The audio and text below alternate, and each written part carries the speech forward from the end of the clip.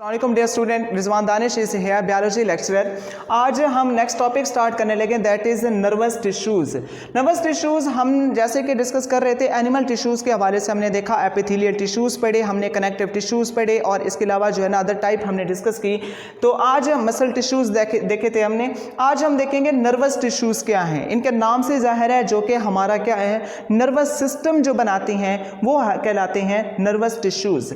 जैसे कि इसके इंट्रोडक्शन में यही बात वो कर रहा है किताब वाला, वो कहते हैं कि ये रिस्पॉन्ड जब हम करते हैं ना किसी भी स्टिमुलस के लिए, तो किसी भी स्टिमुलस को हम जब रिस्पॉन्ड करते हैं तो रिस्पॉन्ड के लिए कोई ना कोई ऐसा निज़ाम चाहिए था जो कि मैसेज को ब्रेन के पास लेके जाए। तो मुख्तलिफ एनवायरनमेंट्स के अंदर जो चेंजेस आती हैं, वो हीट है या कोल्ड है या कोई वॉइस आती है या कोई आपके सामने कोई साइट आता है, कोई नज़ारा आता है, ये सारी चीज़ों को डिटेक्ट करने के लिए आपको किसकी एक मैकेनिज्म की, एक सिस्टम की ज़रूरत थी जिसको हम कहते हैं नर्वस टिश्यूज़। तो नर्वस टिश्यूज़ हम देखते हैं कि किसके लिए हम यूज़ कर रहे हैं इनको, respond to the stimulus. Stimuli जितने भी हैं, छूने के जितने भी 5 हिस्से भी हैं, तो इनको जब हम महसूस करते हैं तो इन महसूस करने के लिए जो मैसेज कन्वे किया जाता है वो नर्वस टिश्यूज़ के ज़रिए ही उनको कन्वे किया जाता है। नेक्स्ट वन इज़, इनको क्या काम है, ट्रांसमिशन ऑफ डिफरेंट मैसेजेस या different information among the body parts. एक पार्ट से दूसरे पार्ट तक जो मैसेज लेके जाती हैं इनको हम कहते हैं नर्वस टिश्यूज़। अब जब मेरे ब्रेन तक मैसेज, ब्रेन से मैसेज आता है मेरे डिफरेंट पार्ट्स में, जो मैं अंडरलाइन कर रहा हूँ, ये एक्चुअली ब्रेन मैसेज भेज रहा है किसके ज़रिए, न्यूरॉन्स के ज़रिए। इन्हीं नर्वस टिश्यूज़ के ज़रिए वो मैसेज मेरे पास आता है, मेरे मुख्तलिफ हिस्सों में आता है, तो मैं उनको वैसे ही मूव करवाता हूँ। अगर मैं बोल रहा हूँ इसका मतलब है ब्रेन जो है मैसेज भेज रहा है माउथ को ताकि मैं बोल सकूँ। अगर मैं अपनी हाथ की मूवमेंट कर रहा हूँ तो ये भी किसके ज़रिए ही मुमकिन है, नर्वस टिश्यूज़ के ज़रिए, कि नर्वस टिश्यूज़ ही हमें हेल्प कर रही हैं किस के लिए, कि किसी भी चीज़ की मूवमेंट के लिए जो कि हमारे कंट्रोल में है या नहीं है। कोई चीज़ कंट्रोल में नहीं है तो भी वो नर्वस टिश्यूज़ ही वो खुद कंट्रोल कर रहे होते हैं। जैसे कि हमारा ब्रेन जो है हमारी हार्ट बीट को कंट्रोल कर रहा है, हमारा ब्रेन हमारी डिफरेंट अदर थिंग्स को जो है वो कंट्रोल कर रहा है, जो कि एक्चुअली वो हमारी विल के मुताबिक नहीं हो रही। तो ये किस चीज़ का, इसका जो यूनिट है नर्वस टिश्यूज़ का वो क्या है, जिसको हम नर्व सेल कहते हैं या न्यूरॉन कहते हैं। अब ये पूरा का पूरा एक सेल है, ये उसका न्यूक्लियस है, ये उसकी सेल बॉडी है और ये उसी के साइटोप्लाज्म की ही एक्सटेंशन है जो कि हमें यहाँ पे दिखाई गई है। तो यहाँ पे जो हम स्ट्रक्चर देख रहे हैं actually it is a single structure of a nerve cell, जिसको हम न्यूरॉन भी कहते हैं।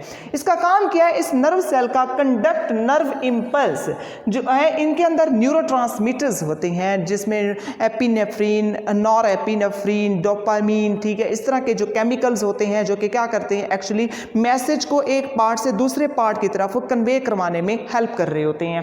तो इसका मतलब यह हुआ कि नर्व इम्पल्स जो है ये एक्चुअली एक मैसेज है, मैसेज की कन्वेइंग का सिस्टम है जिसको आगे पहुंचाया जाता है। ये कहाँ पाया जाता है, फाउंड इन ब्रेन। ब्रेन तो रिच इन मसल टिश्यूज है, यहाँ पे पाए जाते हैं, हमारे स्पाइनल कॉर्ड के अंदर पाए जाते हैं। स्पाइनल कॉर्ड क्या है, ये जो हमारी रीढ़ की हड्डी है, वर्टिब्रल कॉलम है, इसके अंदर जो हम जिसको हम उर्दू में हराम मगज कहते हैं, ये भी हमारे किसके बना हुआ है, नर्वस टिश्यूज से मिलकर बना हुआ है। और हमारी नर्व्स के अंदर भी क्या पाया जाता है, नर्वस टिश्यूज जो हैं वो पाए जाते हैं। वो नर्व्स जो कि हमारी पूरी बॉडी के अंदर फैली हुई हैं, जैसे ही कोई चीज़ टच होती है तो फौरन मैसेज ब्रेन के पास जाता है, ये ब्रेन से मैसेज हमारी बॉडी के पार्ट्स तक आता है, वो एक्चुअली नर्व्स के जरिए आते हैं। तो ये एक स्ट्रक्चर है इसका, हम यहाँ पे देख सकते हैं, मैंने इसको लेबल नहीं किया, वैसे इसकी ज़रूरत भी नहीं है, इसकी तफसीर आप चैप्टर नंबर इनफैक्ट आप 10th के अंदर पढ़ेंगे। तो ये इसकी जो है ना, ये डेंड्राइट्स हैं और ये इसकी सेल बॉडी है, ये इसका न्यूक्लियस है और यहाँ के इसके पूरे हिस्से को हम कहते हैं एक्सॉन। ये एक्सॉन है, इसके ऊपर माइलिन शीथ है और इसके अंदर जो है सॉल्टेटरी इंपल्सेस होती हैं और जो है इसकी नर्व एंडिंग इसको हम कहते हैं। ये इसकी ज़रूरत नहीं है आपके लेवल तक इसको जो है लेबल करना, और वैसे इसको आप 8th क्लास में पढ़ के आए हैं। तो आज हम इस चैप्टर, अब यहाँ तक हम पहुँचे कि हमने एनिमल टिश्यूज़ को मुकम्मल डिस्कस कर लिया, जिसमें एपिथेलियल टिश्यूज़ भी थे, कनेक्टिव टिश्यूज़ भी थे, मसल टिश्यूज़ थे और आज हमने नर्वस टिश्यूज़ भी पढ़े। ये चारों के चारों जो टाइप्स हैं इंपॉर्टेंट टिश्यूज़ की टाइप्स हैं जो कि हमारी बॉडी के अंदर पाए जाते हैं for the proper regulation of the functioning. Next one is animal tissues हम कंप्लीट कर चुके हैं। आज हम प्लांट टिश्यूज का सिर्फ इंट्रोडक्शन पढ़ेंगे, उसमें देखेंगे कि प्लांट टिश्यूज कितनी टाइप्स हैं, उसकी मैंने एक फ्लो शीट डायग्राम बनाई है। अगर आप भी इसको याद रखना चाहते हैं तो इस तरह की आप एक डायग्राम बनाएंगे तो आपको इसको याद करने में आसानी होगी। तो प्लांट टिश्यूज दो तरह के मेनली होती हैं, एक की टाइप जो कि सिंपल टिश्यूज कहलाती हैं, जो कि सिंगल टाइप ऑफ सेल से मिलकर बने होते हैं, यानी कि एक ही तरह के सेल्स होते हैं इनके अंदर, और जो कंपाउंड टिश्यूज हैं इनको कॉम्प्लेक्स टिश्यूज भी हम कहते हैं। ये कंपाउंड टिश्यूज वो टिश्यूज हैं जो एक से ज्यादा तरह के सेल से मिलकर बने हुए होते हैं। सिंपल टिश्यूज के हम टाइप्स देखते हैं, एक है मेरिस्टेमेटिक टिश्यू, एक है परमानेंट टिश्यूज। मेरिस्टेमेटिक टिश्यूज वो टिश्यूज हैं जो कि डिवाइड होने की एबिलिटी रखती हैं, ये डिवाइड होने की सलाहियत रखते हैं, जबकि परमानेंट टिश्यूज वो परमानेंट हो चुके हैं, अब वो डिवाइड होने की सलाहियत नहीं रखते।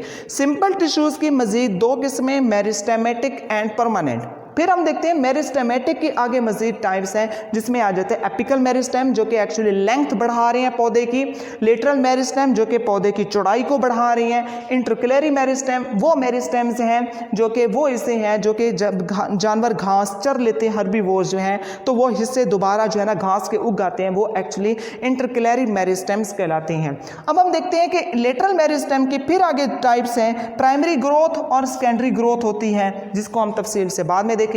इसी तरह परमानेंट टिश्यूज के हम देखते हैं आगे, इसके फर्दर टाइप्स हैं, एपिडर्मल टिश्यूज हैं, ग्राउंड टिश्यूज हैं, स्पोर्ट टिश्यूज हैं, इनको हम अलग अलग डिस्कस करेंगे इंशाल्लाह अगले लेक्चर्स में। तो हम देखते हैं स्पोर्ट टिश्यूज के आगे फिर मजीद किस्में हैं, जिसमें कोलनकाइमा टिश्यूज आ जाते हैं और स्क्लेरेनकाइमा टिश्यूज आ जाते हैं।